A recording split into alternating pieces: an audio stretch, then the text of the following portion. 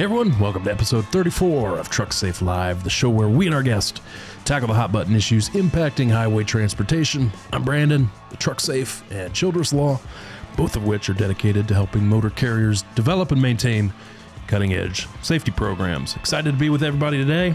First show for 2024. Welcome back to those who have watched before. If you're here with us today, say hey in the comments so we know who's watching. I got a lot in store for this season of Trucksafe Live. Pretty excited about it. For this first episode, we're talking about a contractor catastrophe, or maybe not. We'll have to answer that question once we bring our guest on. But some breaking news that came down early in the year, last week, in fact, January of 2024, related to independent contractor status, which is obviously always a big deal in the trucking industry. So wanted to talk about that, get others' thoughts on it, and see what it could mean for fleets across the United States. So that's what we're going to do today. Before we get there, a few things going on. Actually, first thing I want to do is say thanks to the sponsor of this episode, which is Taking the Higher Road, a Driver Reach and Freight Waves production. It's a weekly show and podcast airing every Thursday. Join host Jeremy Raymer, founder of Driver Reach, as he interviews industry experts and thought leaders who bring their insight to the driver life cycle as they discuss the industry's greatest challenges, driver recruiting and retention. Be sure to check them out wherever you get your podcasts. So thanks to Taking the Higher Road for sponsoring this episode. A few things going on over at Trucksafe and in the industry before we get to today's topic. Over at Trucksafe, we had some big news that we announced yesterday. We launched our Trucksafe Managed Services. This is our white glove DOT compliance management service. It's designed to help shoulder a lot of the compliance burdens that fleets bear and help them more efficiently onboard drivers, electronically store driver and vehicle files, track key expiration dates, run required background checks, drug and alcohol testing, all of that fun stuff, all through our partnership with a company called Hall. They have a pretty slick AI-based software solution for fleets to store all of these compliance documents, track them, read them, and keep everything up to date and keep fleets out of the crosshairs. So that's kind of our mission with Trucksafe Managed Services, hoping to help out a lot of fleets, like I said, kind of shoulder some of that compliance burden for them. So if you're interested in that, you can check it out over at trucksafemanaged.com. What else we got going on at Trucksafe? As always, if you're not a member of our Trucksafe Fleet Compliance Network, I recommend you join it. TrucksafeNetwork.com, free to join. This is a space for safety professionals to gather together, learn from one another, ask questions, provide details about your business, and also access all of our content that we release through Trucksafe, including our detailed articles, videos, podcast, and everything like that. You can check that out over at TrucksafeNetwork.com. Hope to see you there. And then lastly, I just mentioned, as always, subscribe to our newsletter if you're not already, trucksafe.com/subscribe. It's the best way to stay on top of breaking regulatory news and our analysis of it, and kind of everything that's going on from a safety and compliance standpoint. You can follow along there. So again, that's trucksafe.com/subscribe. All right, enough about us. Some things going on in the industry. Not a ton yet year to date, which is hopefully not all that surprising since today is just the 17th of January, but there have been a few things. First of all, I saw a notice come out from FMCSA, I think it was last week, where they are notifying the public that there are some studies and publications that the agency is going to be considering in the context of their safety fitness determination rulemaking. You may remember this from last year, late last year, the FMCSA put out an advance notice of proposed rulemaking where they indicated that they are thinking about changing up the way that they do motor carrier safety ratings. You know, the 3-tier system we have now, satisfactory, conditional, or unsatisfactory. They're thinking about making changes to that. We don't know what those changes are going to be. I have a suspicion that they are potentially going to be tying motor carrier safety rating in part, at least, to their CSA scores. That's something they tried to do back in 2016, never really went anywhere, got a lot of blowback from the industry. But long story short, we're going to have to wait to see where this safety fitness determination rulemaking goes. But this past week, they came out with another related notice that said that there are some studies and publications that they're going to be considering in the context of that rulemaking. And I thought there's a whole list of them, and you could find this on their website. But I thought it was interesting. A lot of the studies that they reference in that notice are about safety technologies and the installation of those devices on trucks, like forward collision warning devices and lane departure warning devices and cameras, event recorders, all of that type of stuff. And I haven't read the studies, but I suspect that they are looking at to what extent the installation and use of that type of technology tends to minimize crashes on a go-forward basis. So it's interesting to me that FMCSA cites those specifically in the context of its safety rating changes. And what it could mean for that, I don't know. Maybe we're going to get something around the Beyond Compliance initiative that we've heard the FMCSA talk about for decades at this point, maybe giving some kind of credit to motor carriers that have voluntarily installed that type of technology. I don't know. I'm just speculating at this point what that could mean, but I did think it was interesting. Again, that was a notice that came out last week. And then I guess that's kind of the biggest thing that has come out so far this year. If you didn't watch it already, our last Trucksafe Live episode was all about what could be in store from a regulatory and rulemaking perspective, FMCSA for 2024. So if you missed that, be sure to check that out. You can get that wherever you get your podcast or at trucksafelive.com.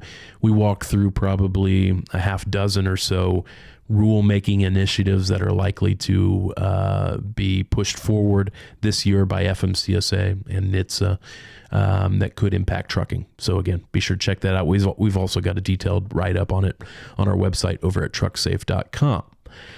All right, that was a lot to go through there, but definitely want to turn to today's topic. So again, today's episode is titled Contractor Catastrophe. We are, of course, talking about the final rule issued by the Federal Department of Labor last week that addresses how we determine whether workers are employees or independent contractors under the Fair Labor Standards Act, FLSA. This is, of course, a huge issue in our industry. One of the longest running and most widespread use of the independent contractors is in trucking. A significant percentage, as we know, of drivers in the U.S. are owner-operators who are often classified as independent contractors vis-a-vis the fleets to whom they lease their equipment. And so there's this constant battle waging in all kinds of contexts, in all different venues, about whether these drivers are properly classified or not. And, misclassification can be extremely costly in terms of fines and damages from private lawsuits. So it's important that fleets get this right. But it seems like the goalposts are always moving. And the DOL's recent rule is the latest example of that. So I'm excited to be joined once again by our good friend, Doug Grawe, transportation attorney, independent contractor guru, and CEO of the Grawe Group. Doug, welcome to the show again. Thanks, Brandon. Look, happy to be here. Appreciate the opportunity. Doug lives in Minnesota, right, Doug? What's are you dealing with blizzard conditions up there yet? Not blizzard, thankfully. It's sunshiny and like 5 degrees. Okay. So at least it's sunshining, so we'll take it. That's all that matters. That's right. Yeah, we were talking before the show. We're dealing something kind of similar here in Indiana. I think it was 0 when I woke up this morning. So not looking forward to what could be in store over these next few weeks here. But we'll just have to wait and see. Anyway, Doug, appreciate you joining me again, as always. Always interested in your insight on the latest independent contractor developments. And like I said at the start, got a pretty, what seems like a pretty big development this past week with the Department of Labor's final rule that they came down with. So I'm just wondering, maybe to kick things off here, broadly speaking, if you could kind of break down what the Department of Labor's final rule is doing and what it might not be doing. Yeah. So it is a big deal. I don't want to say it's not a big deal, because anytime an agency with this much influence and impact on our industry issues a final rule, which means it's their rule that they are going to adhere to and follow and enforce upon, that we need to make sure we understand what it is and so forth. We had heard that this was coming. The way the rulemaking process works is the agencies have to issue a proposed rule, and then after a variety of machinations, they issue a final rule. So we got a proposed rule a year ago. Now we got a final rule. The good news is the final rule is about what we expected, maybe slightly better than the proposed rule. The bad news is the proposed rule was going to be bad, and we didn't like the proposed rule on the front end. So kind of depends on what perspective you want to look at it. Here's what the new rule is. First of all, what it is not. It is not the ABC test. The U.S. Department of Labor did not implement California's ABC test. We can get into the weeds sometime if you really want to about why they couldn't in the first place, but they didn't. They are going to determine that a person is or is not an independent contractor using a 6-factor independent contractor test called the economic realities test. And those 6 factors, in simple terms, can the contractor make a profit or loss, and can they make the decisions? Do they make the decisions that lead to their profit and loss? I'm not ranking these, I'm just listing them. Did the independent contractor make meaningful investments in their business? I.e., do they own the truck? Did they invest in the truck? Did they invest in the technology and their workforce and so on? How permanent is the relationship? Is this a relationship that extends on for years and years and is evergreen and keeps auto-renewing as there starts and stops, things along those nature? How much control does the contractor have over their day-to-day lives, their day-to-day business, and what they're going to do? How integral is what the independent contractor does to your business as a motor carrier? Are you in the same business or are you not in the same business? And how much skill or business initiative does the contractor have, and did the contractor use? So it's a 6-factor test. It is not, hey, did you pass 4 and you didn't pass 2, so you win. It's not you have to pass all 6. Really what it is the agency is going to look at all 6 of those. They're going to balance them in the air somehow, some way, and they're going to pick something. We all totality know of the circumstances, right? Exactly.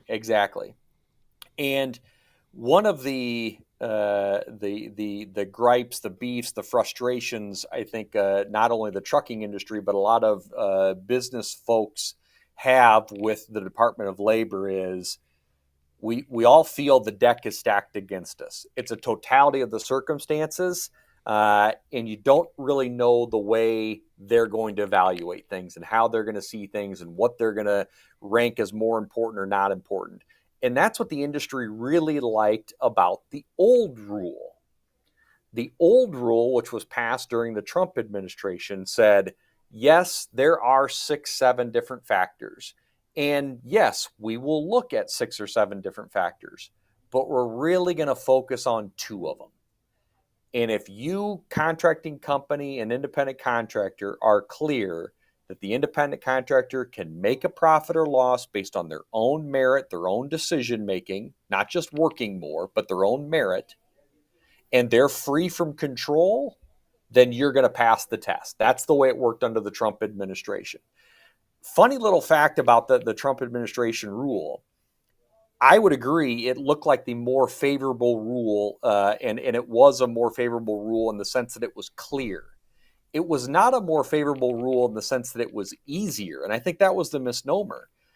There were actually more decisions ruling a contractor was an employee under the Trump rule than there was under the 6-factor test prior to Trump.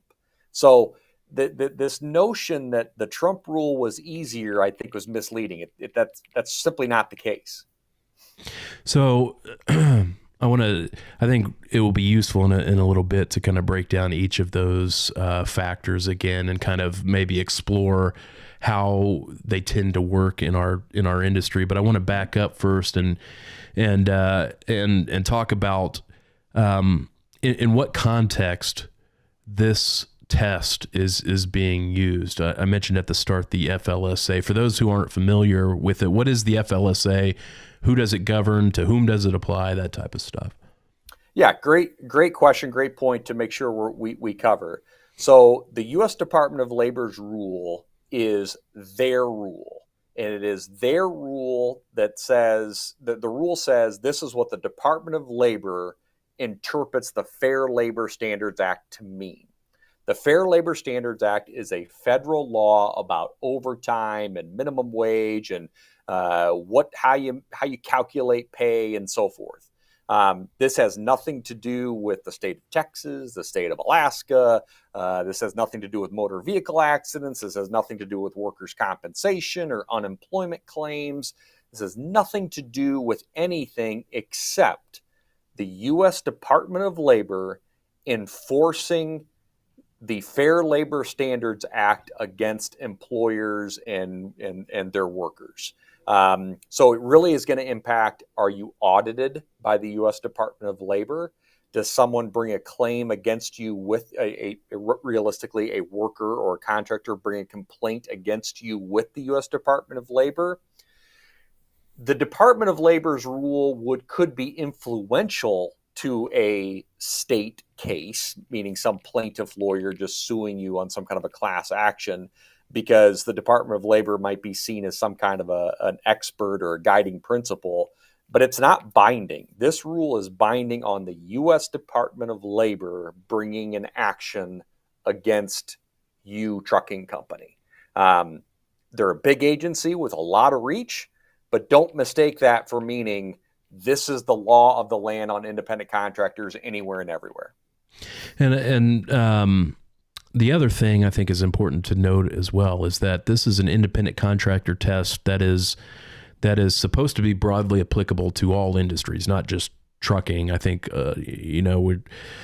it's easy to get caught up in thinking that this is an attack on trucking, and in some regards, like I said at the start, trucking is probably one of the industry that has a huge independent contractor population. So it's not surprising that we view this as maybe impacting our industry more so than others. But I think just the point is, hey, this is the test that the Department of Labor uses in all industries, in all contexts, to determine whether a particular worker is an independent contractor or not. And I think you pointed out earlier that we are essentially just returning back to the 6-factor test that we have had all along in this context, if I understood correctly. It's just that we are moving away from the Trump era interpretation of that test that had focused more on 2 of the factors more so than all 6. Is that about right? Yes. Think of it this way. The Department of Labor is interpreting the law. The law is the Fair Labor Standards Act. In the Fair Labor Standards Act, someone says someone is an employee if they suffer or permit to work, some phrase along those lines. For 80 years, the courts have decided what that phrase means. And over those 80 years, the courts keep coming back to 5, 6, 7 factors. It's always usually around there. Sometimes a court might lump 2 of them together. Another time they might split them up a little bit more. But the courts keep coming back to these 5, 6, 7 factors. And so what the Department of Labor is saying is, they think they're saying is, consistently the courts keep looking at these 6 things, and so that's what we're going to do. What the Trump administration's version of the rule did is it said, you're right that the courts have always looked at these, 5, 6, 7 factors, but if you really studied the decisions, the outcome is always down to these 2. They may talk about these other 3 or 4, but it really comes down to these 2. So the answer is the Department of Labor is interpreting a very, very old law. And in some ways, this is massaging the existing factors more than it is introducing something brand new. Mm-hmm. And if I can pivot for a minute, you made the comment that trucking always kind of feels like this is an attack against them, and they do. And I think one of the reasons we do as an industry, there are other industries who have more independent contractors than trucking, but I think you'd be hard pressed to find an industry with more staunchly proud to be independent contractors. The industry numbers are kind of all varied, but call it somewhere between 300 and 600,000 independent contractors in the industry. And just my own number, 80% of them love it and they want to be it. And to heck with anybody who's going to try to tell them otherwise. And the idea that the government of all people might be the one telling them otherwise, I think gets them fired up. And credit to the industry, a lot of people in the industry, everything from the independent contractors themselves to individual trucking companies to the trade associations, did speak up about this. And when the Department of Labor issued their rule, it's kind of funny, the rule is like 3 pages long, but the commentary that goes along with the rule is like 189 pages long. And in there's lots of references to the trucking association said this trucking association said that, so we adjusted this, we adjusted that. The industry was heard in this. Even if we didn't get what we think it should have been, the industry was heard. So I want to talk about enforcement. You had already kind of hit on this a little bit, but I am curious. I don't know enough about this area of the law, about how the FLSA is typically enforced. In what situations would it most commonly come up where an independent contractor, an owner-operator, is alleged to have been misclassified under the FLSA? Is the Department of Labor going out there and auditing folks on any regular cadence, or how does that work in your experience? There is a process for the Department of Labor to look up in the phone book and just pick a company. They do have that ability in that process. They can do it. That is not realistically how cases start. Cases with the Department of Labor typically start with a complaint, and there are things called memorandums of understanding. And those MOUs are agreements between state and federal agencies to share information about enforcement actions. So if you have a problem about independent contractor status with your state Department of Labor or the IRS or the Federal Trade Commission, which, yes, that's another agency that gets involved in this stuff, there could be some information sharing. So a claim could start there. But I would say even more fundamentally, these complaints, these claims, these audits start because an independent contractor doesn't like what's going on. And typically speaking, it's not because they feel like, hey, I think I am being misclassified. What it really is my settlement wasn't right 2 times in a row. And so now I'm upset. They think lease purchase. They took my truck at the end of the lease, and I couldn't get it back. They canceled my contract because I turned down too many loads. My dispatcher's a jerk, and I can't stand the guy or the gal, and I want to be done with this. In my experience, trucking companies that treat people well don't have these problems. Forgetting how good or bad they are at the legalese stuff. You don't sue people you like. Yeah. Well, it doesn't help anything that we have such a high turnover in this industry. So with such a big churn at a lot of the fleets, we see this in the DOT safety context as well. You'll have a disgruntled worker who gets terminated or gets frustrated and leaves, and in retaliation for that, they will go file a complaint with the DOT alleging safety violations, hours of service. This carrier made me exceed my hours of service limits or something like that, and that will often prompt the DOT to come in and do a safety audit. And it sounds like it's essentially could play out that same way on the labor and employment side of things, with a disgruntled worker going and reporting you to the DOL or to their state Labor Association, and then they share the information with the DOL. Along similar lines, I'm curious, under the FLSA, is there a private right of action? In other words, if independent contractor John Doe is disgruntled with his job with carrier X, and let's say a plaintiff's attorney approaches John Doe and finds out about this and is able to get together a bunch of drivers for that particular carrier, can they file a class action lawsuit for violations of the FLSA? And is that a common thing that happens? Yes and yes. They can, and it is a good money grab, frankly speaking, for the plaintiff's bar. There are lawyers that specialize in this. This is the type of claim that they bring, is a misclassification claim, a class action misclassification claim under the Fair Labor Standards Act. So short answer is yes. The numbers can get high fairly quickly. And when you're trying to defend yourself against one of those types of claims, if you're already in it, you're going to have a tough time. But the key is preventing it. And one of the ways to prevent it is making sure you can prove that the independent contractors you work with made business decisions daily, weekly, monthly, whatever it is, that impacted their profit and loss. Yeah. This is getting into the nerdy legal stuff, but if they pursue that type of private right of action, do they have to exhaust their administrative remedies first? Do they have to first go to the Department of Labor and get the Department of Labor to weigh in, or can they go straight to the court with that? They can go straight to the court. They don't have to go through the Department of Labor first. No, Okay. That would be that type of claim. There's a variety of contexts where what you described is the case. The most common within the Department of Labor world would be more of a what would be called an EEOC claim, more of a discrimination claim.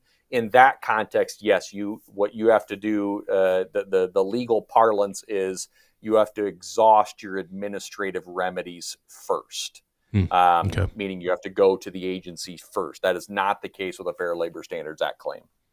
Yeah, I mean, that could be huge, right? Because, certainly this is, again, I'm relating it to the safety world that I know better than this world. But, on the safety side of things, I'm always worried about, on the DOT side of things, the fines that could come if we don't do things on the safety side of things correctly. But I'm always more concerned about the highway accident exposure that comes with doing things incorrectly or not in compliance with the regulations. It seems like we've got kind of a similar situation on the labor and employment side of things. We've certainly got a risk of, if we are misclassifying this particular driver, we've got a risk of Department of Labor coming in and maybe slapping us on the wrist with some fines. But it seems to me that maybe the bigger exposure could be that type of situation where plaintiffs' attorneys gather together a class, particularly for the larger carriers, and then they pursue, years-long litigation, class action litigation, alleging misclassification under the FLSA. It seems like that's a pretty big exposure for fleets. You're right, and I would say that yes, the private plaintiff lawyer class action is the bigger dollar exposure, but the DOL, compared to your analogy of what the Department of Transportation can and does do from a fine perspective, the Department of Labor can get much worse than the Department of Transportation can. So you can be looking pretty quickly and easily at $10,000, $20,000, $30,000 a contractor for fines from a Department of Labor audit, just the DOL bringing the claim. So the numbers can get big. They don't always get big. There are tons of factors that go into what that calculation looks like. But if you want to paint your worst day as a trucking company dealing with the Department of Labor, the Department of Labor is going to say, if you've misclassified this person, then you have to make them whole and pay them as if they were an employee. So one of the things you got to do is you got to reimburse business expenses. So fuel expenses, truck leasing expenses, insurance expenses, repairs, maintenance, and on down the line. So if you think about it, you got a contractor working with you for 3 years and you got to reimburse all of that stuff, then potentially pay some fines and pay some minimum wage or stuff like that on top of it. that's where the numbers can get pretty big. It brings to mind, I've dabbled in independent contractor cases over the years, and it brings to mind, and I know we've talked about it on prior shows, Doug, but this idea of this 2-check system where, for owner operators that own their own trucks and they're, paying them for the use of their truck, and also a separate check for essentially what would be akin to their wages, so that in the event of this type of reclassification, then you at least have an argument that, hey, the payments for the reimbursement for the expenses, we already did that type of thing. And really the only thing that we should be potentially paying on has to do with the check for their wages. But I like I said, I just dabble in that, and that brought to mind that type of thing. Yes, there is something called the 2-check system. There are some companies out there that do it. There's some services out there that offer it. I have a little bit of experience with it. I can tell you it was very popular in the not really the 70s, more like the 80s is when it had a lot of popularity, into the early 90s. What the companies that did it experienced is a lot of issues on the tax side. Because there's a lot of arguments then that come up about, well, how much of this did you allocate towards the equipment versus how much did you allocate towards the driver, and did you do it appropriately, and so forth. And you really find yourself trading one agency's problems for another agency's problems. And oh, by the way, you still don't actually solve the Department of Labor's issues, because they still might have an issue with whether or not you've classified the money appropriately, and so forth. Right. So what I would say is, I actually do like the concept. I remember when I first learned about it, I'm like, oh yeah, this seems like it would work. This seems like a really big deal. And then spent some time with some people who lived it and said, yep, we thought so too. And 2 years into it, we're like, this is a lot of administrative work, and we didn't get the relief that we thought we would get.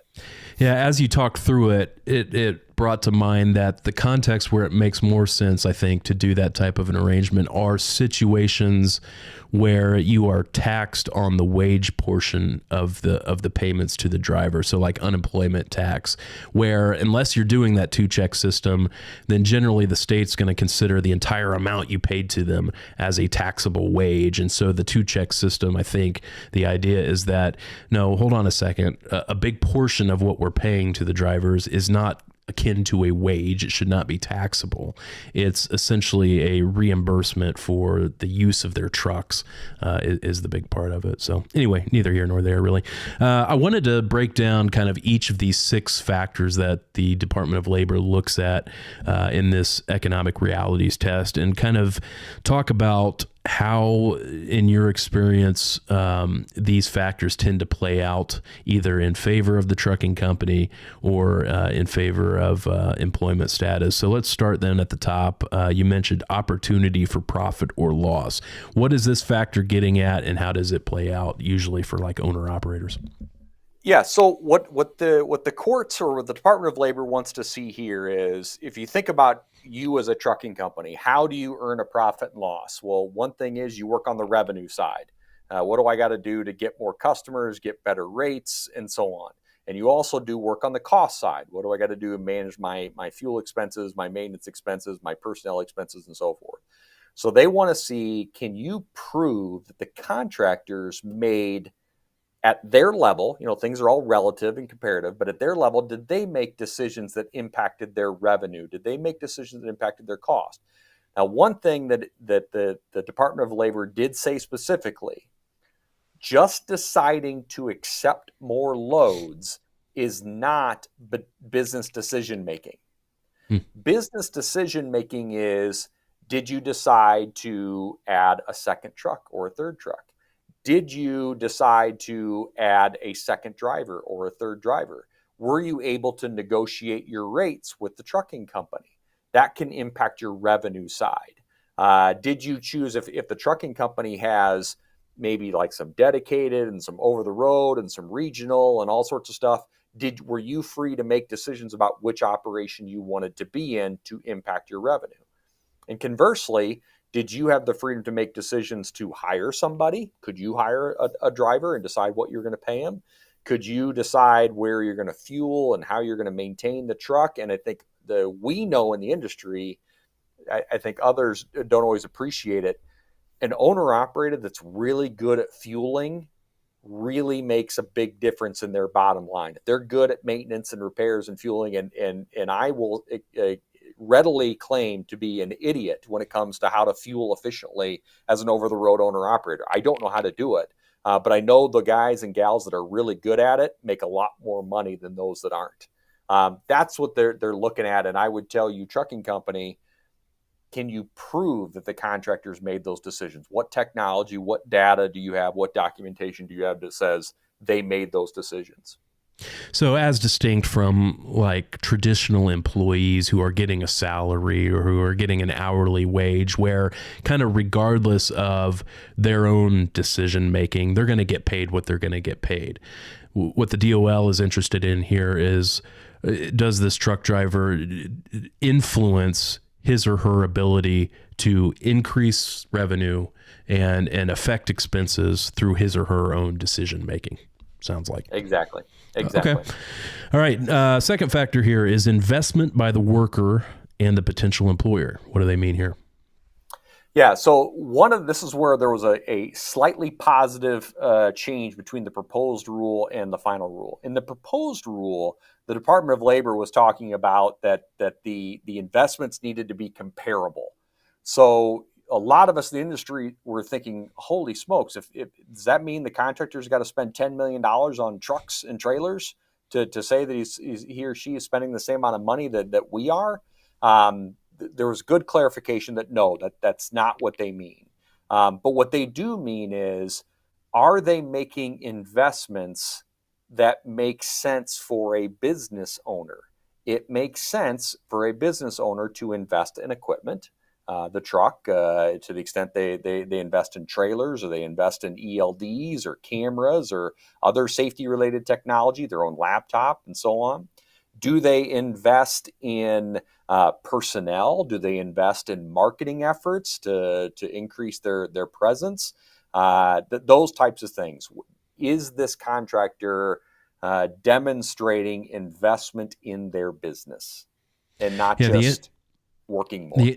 The interesting thing about, I mean, we said at the start, this is a kind of a totality of the circumstances kind of analysis. So no one of these factors is dispositive of the driver's independent contractor status or not. They're supposed to be taking a holistic look, kind of exploring each of these factors as we're doing now, and then based on the totality of the evidence, we're supposed to be making a decision: is that an independent contractor or an employee? The thing I always find interesting is that even in those types of tests, it's inevitably always a situation where, if they render a decision that goes against you, they find that the driver is an employee. You could see how their decision making is often colored by how much weight they give to each of these particular factors, even though it's supposed to be a totality. Like, for example, in this alone, they may give more weight to the fact that the driver actually owns the truck. But in a situation where they're inclined to find that driver's an employee, you may see very little mention of them owning the truck, and they may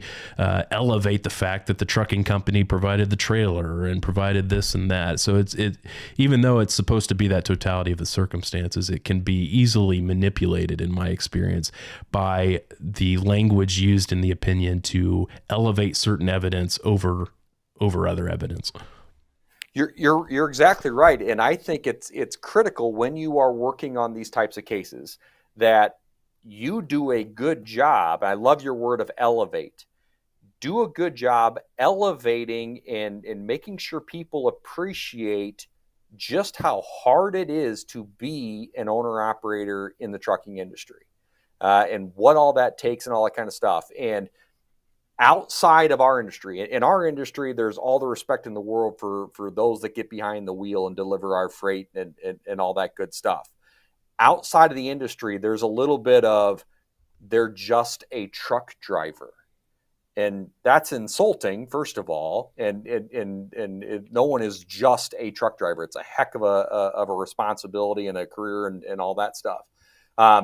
but you need to elevate that this person is a truck driver, they're a business owner, they're an equipment manager, they're a dispatcher, they're a customer service person. If you don't get the court, the agency, the judge thinking like that, that's exactly what you were getting at, Brandon, the totality. If the decision maker makes up their mind early on that this is just a truck driver, yeah, it's going to be. You could see them start to cherry pick the evidence that supports their conclusion. That's the cynical way of looking at it, and I feel like oftentimes that's the way it plays out. But all right, so factor 3, degree of permanence of the work relationship. What does this mean?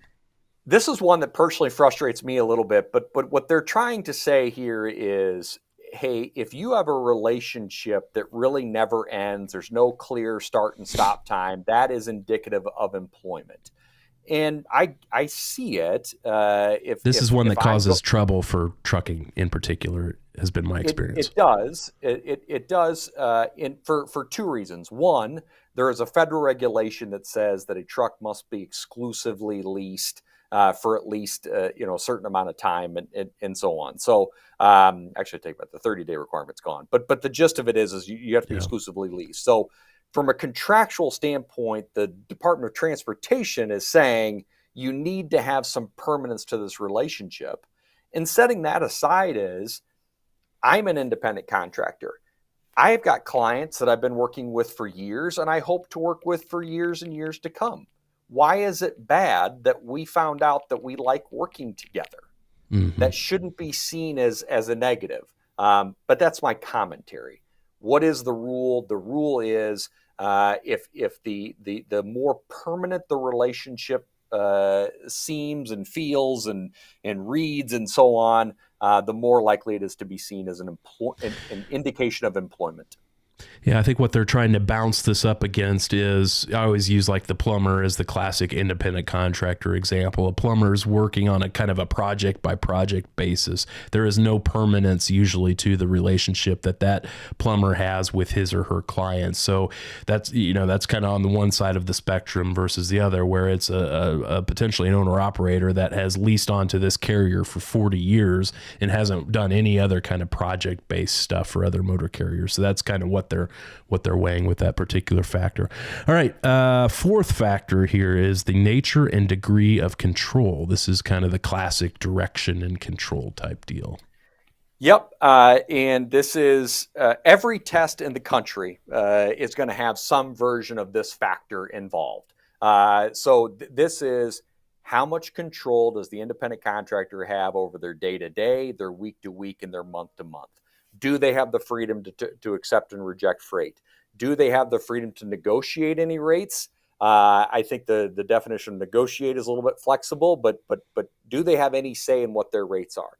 Do they have the ability to hire and fire their own personnel? There would always be a safety qualification component to them bringing on another driver, but within the trucking company qualifying them, can the contractor hire and fire personnel? Can the contractor, do they have freedom to wear what they want to wear, or do they have to wear a uniform? What flexibility do they have over the way they manage their business on a day-to-day basis? This is a whole nother test within a test, essentially. Yes, it is. Yes, it is. And one of the biggest challenges that the trucking industry runs into here is, I would say three things. First is, we already mentioned it, the Department of Transportation has a federal regulation that says that the truck has to be exclusively leased to a trucking company, and there are certain regulations that everybody has to follow if you're driving a truck, no matter whether you're an independent contractor or an employee. So there's our counter to that would always be, yes, there is language there. Number one, the DOT has inserted language within that same regulation that says that's not intended to affect the driver's independent contractor status. Number two, that even though the vehicle has to be exclusively leased to a particular carrier, the point of that is to essentially, via legal fiction, transfer highway accident liability onto the motor carrier that's going to be in a better position to answer to the public for any damages caused by that driver. That's the point of that exclusivity language. But there are still ways that a driver who is exclusively leased to a particular motor carrier can go and work for other motor carriers at the same time via subleases, via doing work that doesn't require operating authority, stuff like that. So that was always our counter to that argument that, hey, the contract itself says that this is an exclusive relationship. Yeah, not really when you really dig into it. Yep, you're exactly right. That's the reason is all to do with that legal fiction of motor vehicle accident liability. And one of the counters I always make in that argument, Brandon, is the driver does not have to be exclusive. The driver can do a variety of different things. It's True. the truck that has to be exclusive. It's just for that legal liability purposes. One good thing that came in the final rule, in the proposed rule, there was no talk of, if the law says I have to comply with this, that shouldn't be control. Yeah. Luckily, good thing, the final rule does admit that if some government agency is telling me I have to do this, that can't be considered control on my part. So that's a good thing. I can't even get in my mind how they were thinking of saying otherwise than that. How can you even start to think, hey, if that's a government rule, but I'm a motor carrier that's passing that government rule down, I'm saying, hey, contractor, we expect you to comply with the hours of service rule. How could that even be in any realm of reasonableness considered employer type control over that? That is clearly the government saying that these drivers have to do something. So yeah, I mean, obviously good development, but I just can't even, fathom that they were thinking otherwise.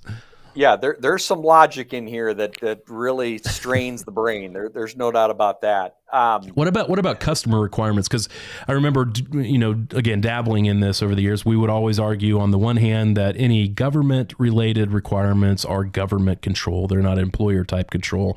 And then a related argument we would always make is that some of these other requirements that we as motor carriers push down on our drivers, the genesis of those requirements are our customers pushing those down to us, and then we pass them along to the contractors, and it's kind of a customer relationship thing.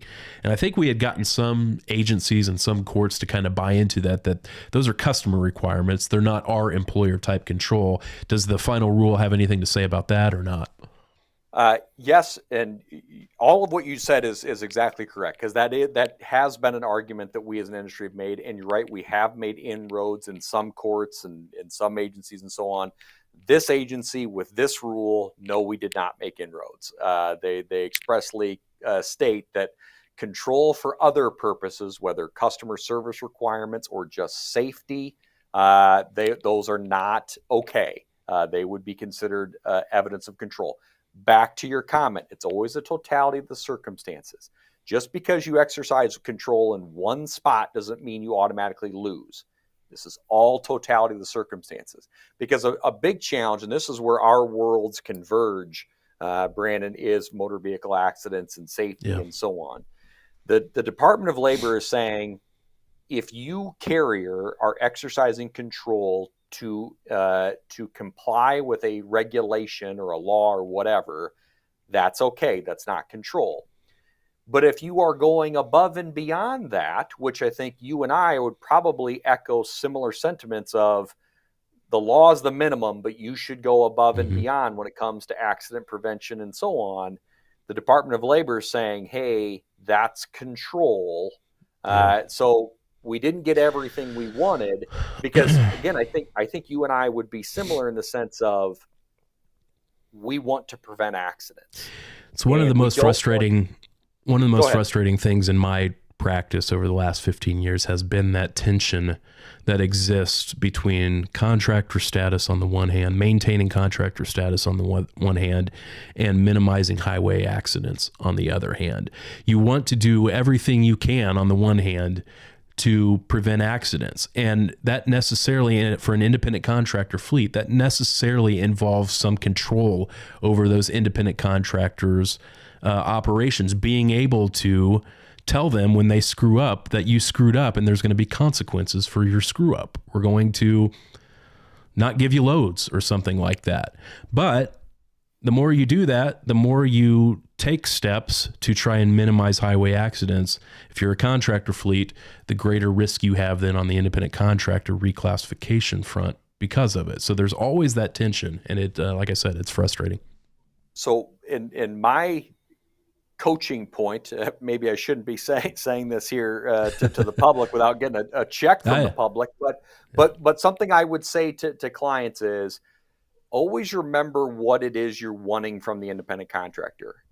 You want from that independent contractor that person to provide a truck that meets your standards, and then you want them to provide a driver that meets your standards. And you want them to ensure that freight gets delivered safely, legally, on time, with professionalism, so on. In my experience, the trucking company doesn't really care if Joe or Susie is the one delivering it. They just care that Joe or Susie is safe and legal and professional and all that good stuff. So I would say, trucking company, from a safety and accident prevention, you focus on who is driving the truck. If the person driving the truck is not meeting your standards, then you have a conversation with that driver about qualification and disqualification. If that driver is an independent contractor, then there is a discussion with independent contractor. Okay, Joe, you're not meeting our standards as your own driver. Do you have someone else that can drive your truck? Because there's no issue with your truck. Truck's fine. Yeah. But do you have someone else that can drive? Yeah. All right. So that is nature and degree of control. We've got two more here. Extent to which the work performed is an integral part of the potential employer's business. Another big one. Yes, this is a big one. This one is close to the B factor in the ABC test. The big test that we don't like as an industry is the ABC test out of California. And it's really that B prong that talks about, are you and the worker in the same line of business? And again, let's pretend for a moment that none of us know anything about trucking. And if the person making the decision about independent contractors says this person is a truck driver and this is a trucking company, how are they not integral to one another? That's what this argument is getting at. And so what's critical to do is to remember and focus on, as a trucking company, you are in the business of finding freight and billing for freight and dispatching freight and soliciting and keeping up with compliance and so forth. You are not in the business of managing equipment and managing the driver and so on. That's what the independent contractor's business is. So here you want to separate the focus of your business. I'm not going to sugarcoat this one. This is a hard factor for trucking to meet. It always sounded like a good argument when you're making it, that because we would always argue something similar. We would say, hey, these contractors, they're in the business of providing capacity, truck capacity, to the carriers to whom they lease their equipment, and then the trucking companies are kind of more of a logistics type thing, like you said, getting the contracts with the customers and that type of deal. And like I said, it always sounded great on paper. Very rarely, in my experience, convinced anybody. Yeah, all right. Similar experience. All right, so last one here, skill and initiative. Yeah, so the great thing here, a great positive that happened in the final rule is the industry the Department of Labor did acknowledge that being a truck driver, being an owner operator is a skill. So that was good. That was a good development. And so what the Department of Labor is looking for here is, not only does the person have skill, and it's really less important about this person is an artisan that has a skill set that very few people can do. It's really not about that kind of skill. It's more about business management skills and business initiative skills. Do they have it, and do they use it? It doesn't really matter that much if they have it in their head, but they don't ever do anything with it. What matters is, again, can you prove that this person made decisions to add trucks, add drivers, negotiate rates, switch to more profitable lanes within your operation, whatever the case is? Did they make those business decisions? Yeah. All right. So that's the 6 factors. I've got a few questions here. We're running out of time, but I want to hit on these. I think these can go pretty quick. When does this final rule take effect? March 11th of 2024. So not a lot of time before it goes effective. My read of the regulation is the Department of Labor was not a friendly agency before this final rule. It remains not a friendly agency after this rule. I don't read anything in there as you need to change your business because something is new in this rule. If it's still bad, I guess that's my point. But technically speaking, it goes into effect on March 11th. All right. Well, you answered a couple of my questions there. My last one is, do you think this rule is going to be challenged? If you had to kind of look in the crystal ball here, and what kind of form would that take? And is it going to have any potential of delaying the implementation of the rule? What are your thoughts on this? 100% this will be sued.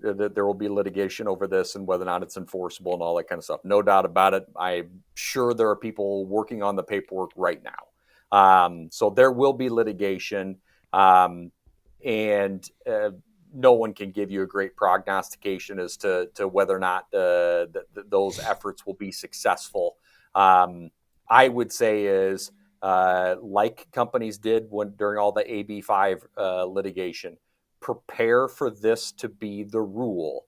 If we get pleasantly surprised that it gets kicked out someday, great. But we need to prepare that this will be the rule. But I would be remiss if I didn't kind of conclude here by saying that it seems like, and correct me if I'm wrong, your outlook on this one is not nearly as doom and gloom as when we had you on earlier to talk about California's AB5. Is that about right? Yeah, the California AB5 is definitely the far worse rule than this economic realities test, and the expansion of AB5. Which this isn't an episode about AB5. AB5 is tailored to go after trucking. They can say all they want otherwise. It's tailored to go after trucking. All right. Well, hey, Doug, really appreciate you joining me. That went very quickly. If people have any questions for you or want to get your take on how this might impact their fleets, how can they get in touch with you? Yeah, happy to help them however I can. They can reach out to thegrawegroup.com, doug.grawe at thegrawegroup.com. Awesome. Appreciate it, Doug. We'll talk to you later. Let's go wrap up the show, everybody. Thanks for joining us. Thanks for spending some time with us here. Like I said, stay tuned for announcements about future shows. You can check out past episodes and also kind of keep up to date on future shows over at trucksafelive.com. If you haven't checked out our online courses, be sure to do so. Trucksafeacademy.com. We have all kinds of courses devoted to safety managers and drivers, all about DOT compliance. So check those out over at trucksafeacademy.com. That's all I got. We'll talk to you guys next time.